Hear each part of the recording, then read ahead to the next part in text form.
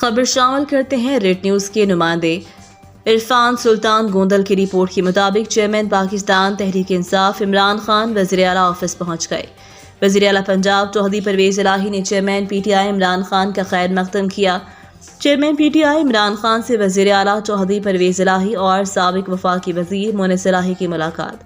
باہمی دلچسپی کے امور، سیاسی صورتحال پر تبادلہ خیال۔ عمران خان نے پنجاب سے غیر آئینی غیر قانونی حکومت کے مکمل خاتمے پر چودھری پرویز الہی مونس الہی کو مبارکباد دی۔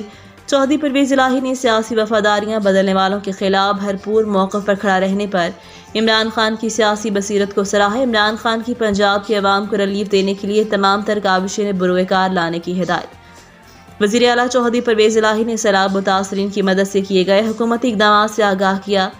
عمران خان کی متاثرہ علاقوں میں امدادی سرگرمیوں کو مزید تیز کرنے، متاثرین سیلاب کی مدد کے لیے انتظامیہ اور متعلقہ ادارے متحرک۔